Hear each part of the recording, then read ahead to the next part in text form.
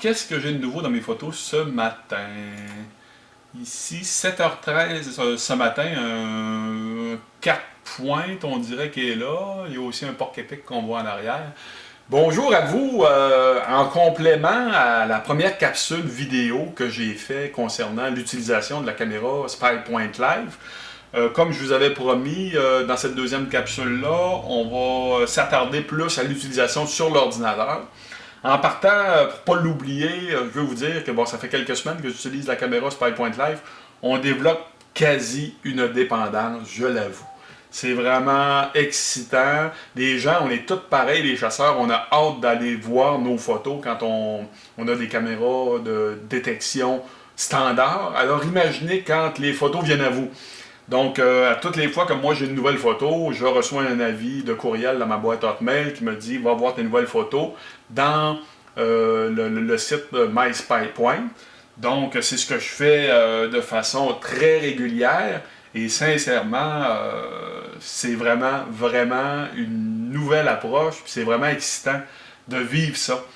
C'est aussi intéressant de voir justement les patrons de déplacement des cerfs. On est capable de voir par où ils arrivent, on est capable de savoir quand est-ce qu'ils sont là. Comme par exemple, présentement, moi j'ai 3 mâles qui viennent à mes pommes. Ça fait environ, même pas une semaine que j'ai commencé à appâter à mon site. Puis j'ai déjà 3 jeunes mâles qui viennent. Je suis capable de savoir qu'ils sont là environ 3 quarts d'heure, une demi-heure à 3 quarts d'heure avant le lever du soleil. Donc, quand je vais faire ma première séance d'affût, ça va être excessivement important d'étirer la sauce le plus légalement que je peux. Donc, 1h30 avant le lever du soleil, d'être déjà dans ma cache pour ne pas les déranger, les surprendre si j'arrivais, exemple, une demi-heure avant le lever du soleil, des choses comme ça. Donc, c'est vraiment un outil de prise de décision on peut vraiment maximiser puis qu'on peut faire jusqu'à la dernière minute avant d'aller à son site à pâter pour chasser proprement dit. Ce qui est intéressant aussi avec le module fourni par SpyPoint, c'est qu'on est capable de paramétrer notre caméra à distance. Donc moi, si je veux avoir un transfert de photos 12 fois par jour, ou si je préfère avoir un avis de message puis des transferts de photos automatiques, tout est possible. C'est paramétrable, c'est toi qui décides. Tu peux aussi décider, au lieu d'avoir seulement une photo lors qu'il y a un gibier qui passe, tu vas avoir 3 photos, 6 photos qui se prennent simultanément. Il n'y a pas de problème. Des fois, ça peut être intéressant. Chevreuil, moi j'ai beaucoup de photos. Exemple que le cerf est derrière un arbre, la tête derrière l'arbre, je suis pas capable de voir. Mais là, vu que j'ai mis multi-photo à 3 photos, il se lève la tête, il y a des cornes. Bon, je suis capable de savoir tout. Un élément important aussi à considérer avec la SpyPoint Live, c'est que ça vous évite d'aller une fois, 2 fois par semaine à votre site à pâter juste pour récupérer vos photos. On est tout excités, on veut voir nos photos, mais quand on a une caméra comme ça, on n'est pas obligé d'aller sur les lieux pour les voir. Donc, on ne contamine pas notre site d'odeur. Puis malheureusement, je parle à énormément de chasseurs de cerfs de Virginie, puis c'est un des problèmes les plus importants que les chasseurs ont. Ils sont pas capables d'attendre vraiment. Il faut vraiment qu'ils aillent voir leurs photos le plus régulièrement possible. Puis le site est malheureusement contaminé d'odeur avant même que la saison de chasse commence. Puis là, les chasseurs sont surpris d'avoir seulement des cerfs nocturnes. Fait qu'en utilisant une caméra comme ça, vous allez assouvir votre passion de voir qu'est-ce qui se passe à votre site, mais vous ne le contaminerez pas. C'est très, très important.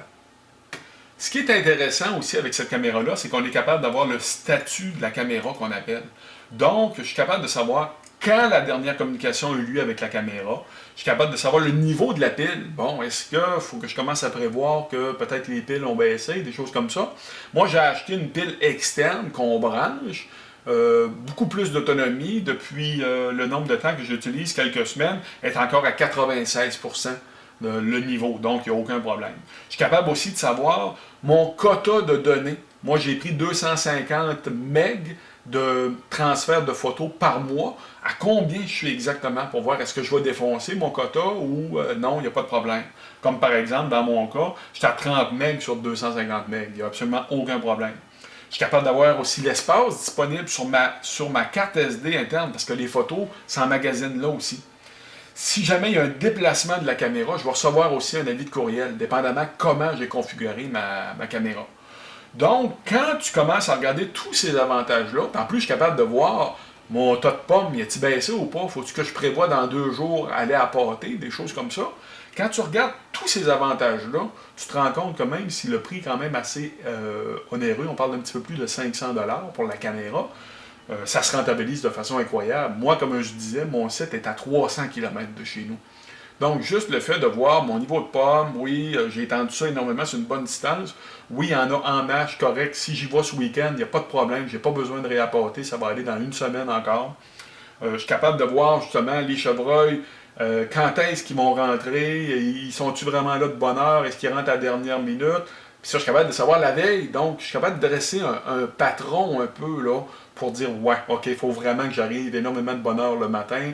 Ou, par hasard, moi, j'ai des serres qui viennent sur l'heure du midi. Tout le temps, tout le temps, tout le temps. Ça donne, j'ai un permis de serre sans bois. Je l'utiliserai probablement pas en début de saison, mais plus la saison va avancer, je sais que, bon, j'ai des femelles qui rentrent sur l'heure du midi. Ça peut être une option. Au lieu d'être au camp à niaiser, ben, je vais peut-être être dans le mirador rendu à ces journées-là. Donc, prochaine étape, bon, ben, on va aller sur le terrain. Comme je disais précédemment, j'ai 3 jeunes mâles.